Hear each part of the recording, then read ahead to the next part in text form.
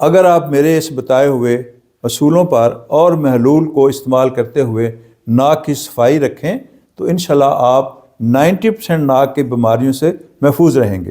پیارے ناظرین، السلام علیکم۔ آج کی ویڈیو میں میں آپ کو ایک ایسی حیران کن حقیقت بتانے جا رہا ہوں جو شاید زندگی میں آپ نے پہلی دفعہ سنی ہو۔ وہ یہ کہ ہماری ناک صرف سانس لینے اور سونگھنے کی ایک نالی نہیں ہے، بلکہ یہ ایک قدرتی، حقیقی، نازک، حساس، چلتی پھرتی مائکرو فلٹر فیکٹری ہے۔ مسئلہ یہ ہے کہ ہم اپنے ناک کو خود نقصان پہنچاتے ہیں غلط طریقے سے نیزل واش کر کے یا غلط طریقے سے ناک میں پانی ڈال کے۔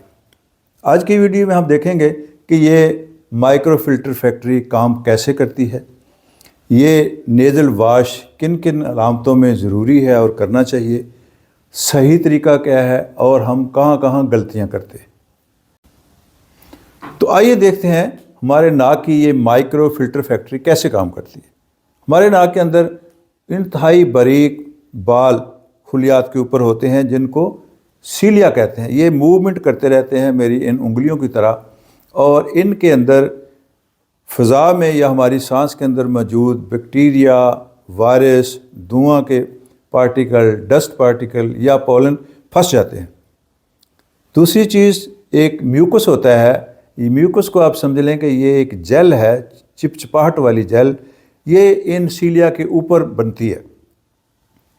یہ اللہ تعالیٰ نے قدرتی طور پہ ان میں اینٹی باڈیز بھی بنائے ہوئے ہیں اور انزائم جو کہ جراثیم کو ختم کرنے میں مدد کرتے ہیں۔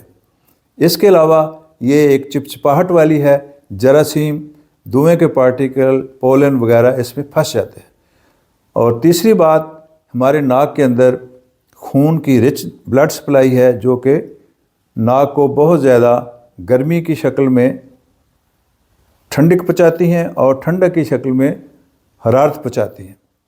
تو جتنے بھی یہ مائکروسیلیا ہیں وہ ہلتے رہتے ہیں اور ان کے اوپر ایک بیلٹ، جیسے کہ وہ لگیج کنویئر بیلٹ ہوتی ہے، آپ نے ایئرپورٹ میں دیکھی ہوگی، ایسے مسلسل یہ بیلٹ جو ہے غلط طرح کے بیکٹیریا کو، وائرس کو، ڈسٹ پارٹیکل کو، دھوئیں کے پارٹیکل کو اور پولن کو پیچھے ناک کی طرف دھکیلتے رہتے ہیں، ناک سے اور ہمارے سائنسز سے۔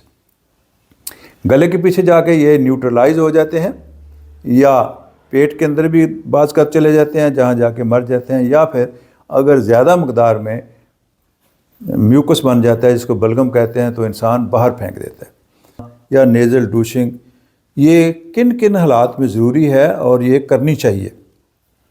اگر آپ کا ناک بند رہتا ہے، وجہ کوئی بھی ہو سکتی ہے، تو اس میں نیزل واش جو ہے یا ناک کی واشنگ، ناک میں پانی چلانا کارآمد رہے گا۔ دوسرا، اگر ناک آپ کی خشک رہتی ہے تو بھی کارآمد رہے گا۔ تیسرا، اگر ناک کے اندر کرسٹ زیادہ بنتے ہیں جس کو عام زبان میں چوہے کہہ دیتے ہیں، کرسٹ بننے، یہ اس کے لیے بھی نیزل جو واش ہے یا واشنگ جو ہے وہ کارآمد ہے۔ چوتھا، اگر آپ کو الرجی ہے کسی وجہ سے، اس کے۔ پانچواں، اگر آپ کی سرجری ہوئی ہے اور سرجری کے بعد اس کی صفائی کے لیے بھی، ناک کی صفائی کے لیے بھی ضروری ہے۔ علاوہ ازیں اگر آپ کو کوئی ایکیوٹ یا کرونک سائنوسائٹس ہے تو بھی یہ کارآمد ہے۔ پھر اگر آپ کسی گرد آلود یا دھوئیں والے ماحول میں کام کرتے ہیں، صفائی کی ضرورت ہے، تو نیزل واش بھی کارآمد ہوگی۔ کچھ ایسی علامات ہیں، کچھ ایسی حالتیں ہیں جن میں قطعاً نیزل واش نہیں کرنی چاہیے۔ نمبر 1، اگر ناک سے خون آ رہا ہے۔ نمبر 2، اگر ناک میں کوئی تازہ چوٹ آئی ہوئی ہے۔ نمبر 3، اگر کوئی پیشنٹ جو ہے وہ بچہ ہے تو نیزل واش نقصان دے سکتی ہے۔ آئیے ہم دیکھتے ہیں ناک واش یا ناک میں پانی چڑھانا کن حالات میں نقصان دہ ثابت ہو سکتا ہے۔ نمبر 1، اگر پانی گندا ہے، یعنی اس میں بیکٹیریا ہیں یا اور کوئی کیمیکلز ہے، تو وہ ناک کو نقصان دے سکتے ہیں۔ دوسرا، اگر پانی بہت زیادہ ٹھنڈا ہے تو بھی نقصان دہ ہے۔